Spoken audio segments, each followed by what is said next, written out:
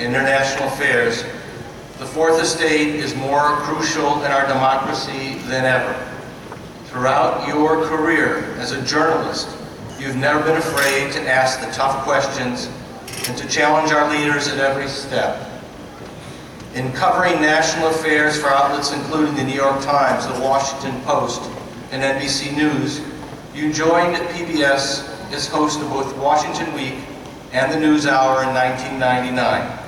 In your 15 years hosting these programs, you've become one of the most trusted and esteemed journalists in your field. Your coverage of presidential elections has been particularly noteworthy. During the 2008 election, Washington Week did a series of broadcasts from 10 cities across the nation, an effort that earned you the prestigious Peabody Award. Following the election, your book, The Breakthrough: Politics and Race in an Age of Obama, became a national bestseller. Your work in journalism extends beyond television as you serve on boards of the News Literacy Project and the Committee to Protect Journalists. And you are also a fellow of the American Academy of Sciences. We're presenting you with the Peabody, the award committee, so that your work is for, quote, for public affairs enthusiasts who prefer illumination to confrontational fireworks, end quote. As political news coverage becomes increasingly argumentative, yours is the rare voice of reasonable debate, and we thank you for keeping us informed and aware of the world around us.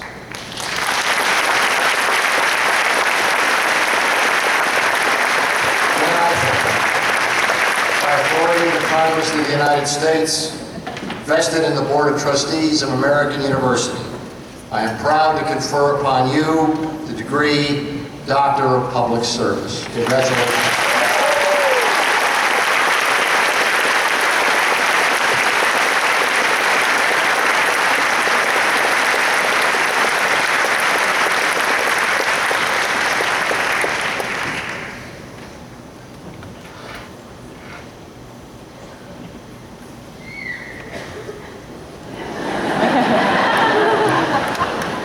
It's my turn. Let's see, House of Cards reference, check. West Wing reference, check. Worst career decision ever, check. Okay, I can go on with everything else I came to say, which is mostly, by the way, preaching to the choir. Thank you, President Kerwin. Thank you, Dean Romzek, for inviting me to take a few minutes of your time. And thank you to the class of 2014.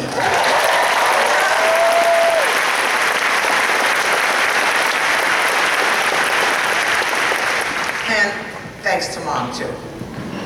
I have given and sat through just enough commencement speeches to realize that you did not come here to see me. I know, I understand. There are parties to be had.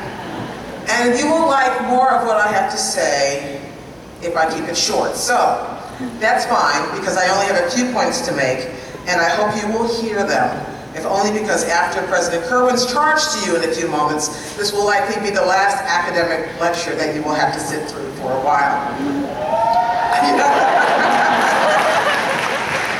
I know my audience. My words are probably no more deep or prescient than the lectures you have given yourselves as you prepare to be here today. They're probably no more optimistic or pessimistic than the advice that your parents will give. But I have the platform for a few minutes, so I get to tell you what I wish my commencement speaker had told me years ago. It's okay to be unsure, still, of what you really want to do next. It is perfectly fine, in fact it is advisable, to change your mind if you think you do know. And it is essential, really, that if you need a course correction at some point, that you take it, now or later. Off-ramps are just another opportunity to do it right or to do it better. The best part of today is that you can celebrate achievement without sinking into career concrete. Nothing is set in stone, not yet. I say yet because the rest of us have left you quite a challenge. And the public affairs degree you take with you today obligates you to do something about it. For example, it's fine for all of us to tut-tut about Benghazi, or to pray for the rescue of the Nigerian schoolgirls, or to hope for an increase in the minimum wage, or the right to pray, or the right to carry a gun. But because you've chosen a degree with a very precise goal attached to it, it's on you to do more. It's on you to do more than attach a hashtag to a sentiment.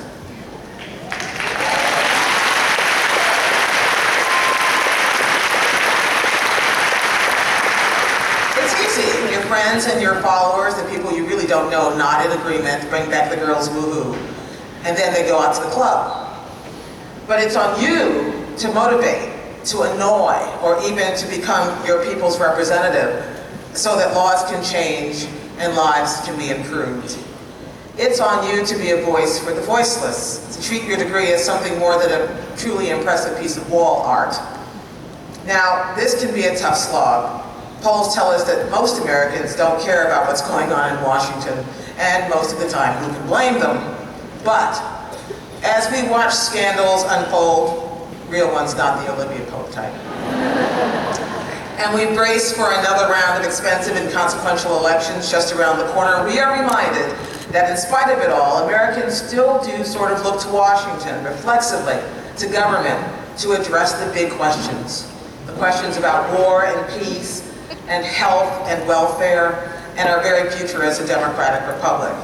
But first, we have to believe in the power of us to make us better. You're about to get a degree from a school that was created 80 years ago to train federal workers to carry out the New Deal. That's huge. No pressure there. It was here, in part, that the idea of public service got a reputation as an idealistic thing to do, whether that meant studying in the classroom or protesting in the streets. Getting involved in the world around you was kind of romantic. And it was from here that you could often smell the taint that made politics and public service seem for so many like the last thing they would want their children to do. Better to let them grow up to be cowboys. But with your help, the sheen is returning. By earning this degree, you've cut a deal with the rest of us, that you will give back more than you get. You could have passed on the opportunity to dedicate yourself to public service. Most of you had other places to go or other places to hide. But you are here today because there is work to do. You've chosen to take it on, to rise above self-absorption, to appreciate that there is more world out there than contained in your handheld device. Let me tell you an only in Washington story. One day, I was walking down Pennsylvania Avenue. This is one of these only in Washington stories because I was on my way to a meeting with a colleague at the White House. Right? Can't say that everywhere. I was running late. I was looking down at my phone, texting furiously. I'm on my way. I misjudged the curb, and I fell flat on my face in the middle of the street. I was humiliated and helped to my feet by a uniformed Secret Service agent, and a man who stopped, helped me up, picked up my phone, would you gone this way, my glasses, would you gone this way, and turned out to be like an assistant secretary of commerce, only in Washington. And when I thought I had escaped my humiliation, he turned to me and said, "Love the show," and gave me his card, only in Washington. Worse yet, after I was held back to my feet, I realized if I had only looked up, I would have seen my colleague waiting for me less than a block away, right in front of the Northwest Gate. Instead of texting, I could have waved. I could have been spared the humiliation and the skinned knees. Don't do what I did, fixing your eyes on the ground, only looking as far as the next step. You may get where you're going, but it will surely take you a long time. Or like me, you could fall on your face and miss the scenery along the way. The detours that take you to some places that are unexpected, and the setbacks that teach you things you didn't know you needed to know. Because it's through these experiences, which require you to take your eye off the screen and look around you, that you learn to become what I call the necessary voice. There are a lot of people out here talking, tweeting, blogging, ranting. Some of you may be doing that right now.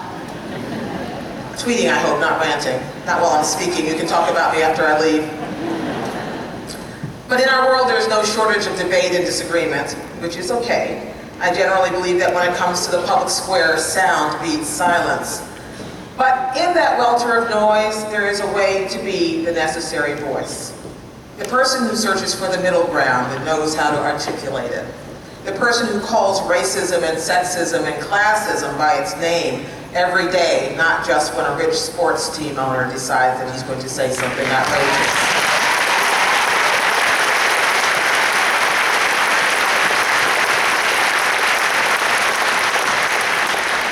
The person who turns toward, not away from the chance to rise above the fray.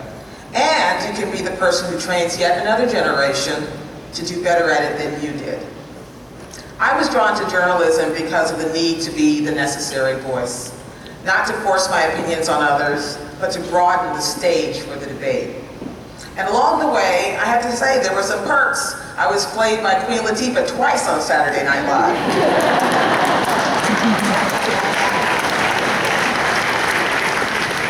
Honorary degrees are nice, but that was really cool. Your necessary voice can invest in the power of possibility. You can relish the unexpected. You can claim the path you never really intended to take. And there's a lot of work to be done. Only a select few, however, are willing and able to do it, and you are now among them. With this degree in hand, there are options and there are choices out there for you that others don't have. But you have to look up to see them off that screen.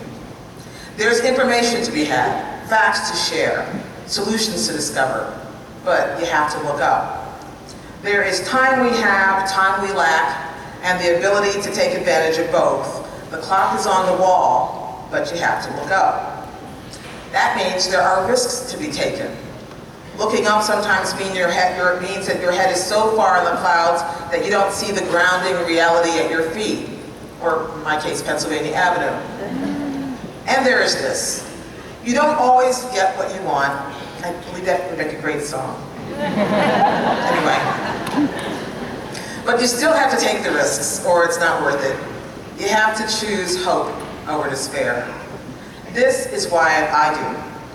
I don't live in China, or Turkey, or Zimbabwe, where they shut down your newspaper or your television station,